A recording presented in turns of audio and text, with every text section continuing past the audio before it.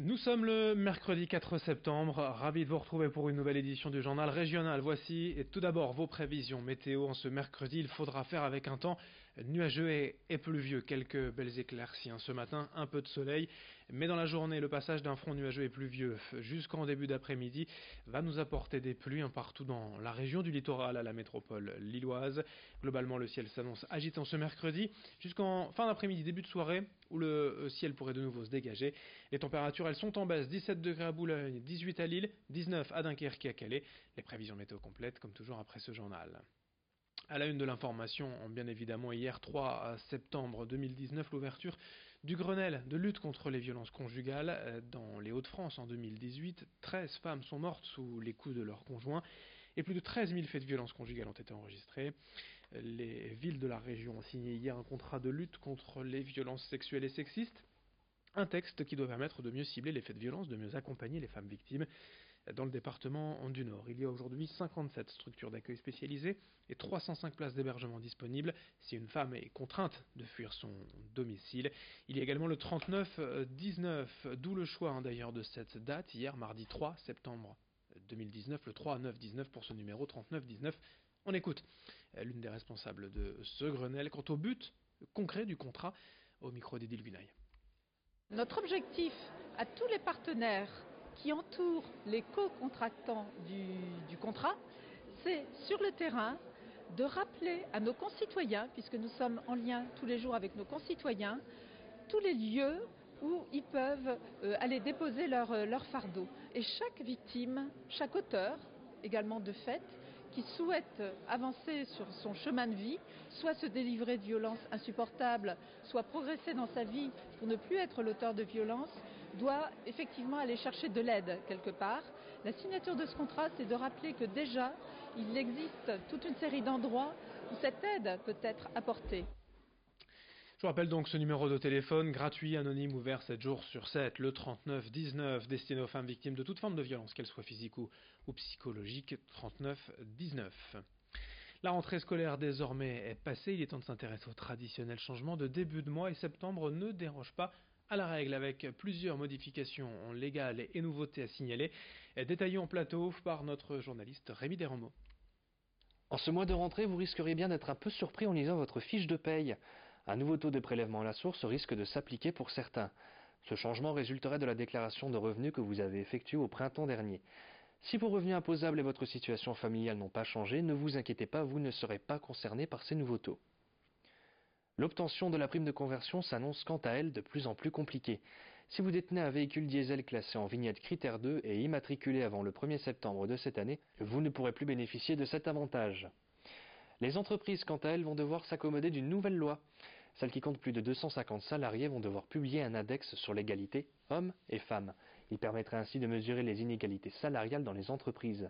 Les sociétés les plus inégalitaires auront 3 ans pour se régulariser, sous peine d'amende. Rappelons que selon l'INSEE, les femmes gagnent en moyenne 500 € de moins que les hommes dans notre région. Enfin, terminons sur une note plus positive qui concerne votre porte-monnaie. Depuis dimanche, le prix du gaz a baissé de 0,9%. Bien sûr, ce taux varie selon votre façon de consommer, mais malgré cela, cette diminution concerne tout de même plus de 4 millions de foyers français. Et voilà pour les principaux changements qui vous attendent ce mois-ci. Merci Rémi pour ces explications détaillées. Autre actualité, un anniversaire sur le littoral à Dunkerque plus précisément.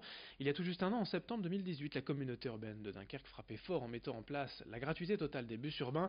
Une première en Europe pour une agglomération de cette taille et 12 mois plus tard, le bilan est donc largement positif. Les chiffres sont équivoques. 65% d'augmentation de la fréquentation en semaine et même 125% le week-end.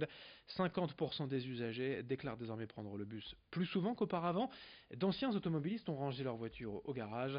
Pour rappel, la CUD a pu se permettre cette innovation car la billetterie ne représentait finalement que 10% de son budget total des transports en commun, soit 4,5 millions d'euros. Un effort moindre que dans d'autres agglomérations, notamment à Lille où cela semble beaucoup plus compliqué. Explication avec le président de la communauté urbaine à Dunkerque, Patrice Vergrit, au micro de Louis Caillé. D'où viennent ces nouveaux usagers du bus ? D'abord de la voiture. pour la moitié d'entre eux, 48% des nouveaux usagers en fait a abandonné la voiture pour pouvoir prendre le bus, ce qui est vraiment encourageant, parce qu'à la fois pour l'environnement, à la fois pour le pouvoir d'achat aussi des populations, c'est vraiment une bonne surprise que ce report de la voiture vers le bus. Et puis ensuite, c'est aussi le développement de nouvelles mobilités, c'est-à-dire pour 33% des nouveaux usagers, c'était des gens qui ne se déplaçaient pas forcément, en tout cas qui ne faisaient pas le déplacement qu'ils faisaient en bus avant. Donc je pense en particulier aux personnes qui avaient particulièrement défavorisées, qui n'avaient pas les moyens de se payer un ticket de bus, ou des personnes âgées isolées qui avaient renoncé à se déplacer et qui maintenant se déplacent à nouveau.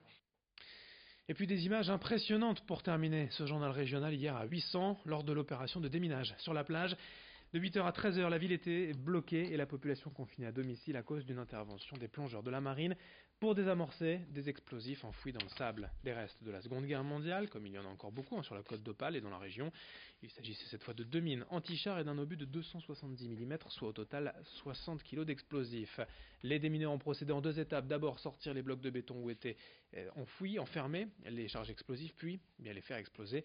Les 3 détonations dans la matinée, c'est une opération contraignante pour la population certes, mais nécessaire pour la sécurité. Explication sur place recueillie par Corentin Escaillé.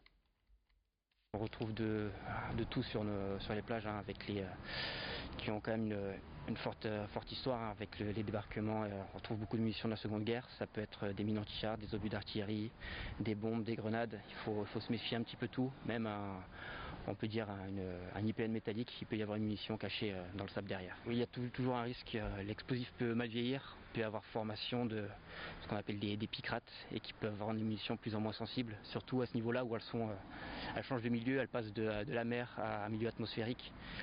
Ça rend les munitions plus sensibles à ce niveau-là. Mercredi 4 septembre, d'autres infos dans un instant, dont vos prévisions météo. Je vous rappelle, le passage d'un front nuageux et pluvieux aujourd'hui dans la région, donc de la grisaille, donc des pluies et donc des températures en baisse. A tout de suite pour d'autres infos en images. Dès le prochain quart d'heure, un nouveau journal. L'actualité continue dans un instant. Merci de votre fidélité.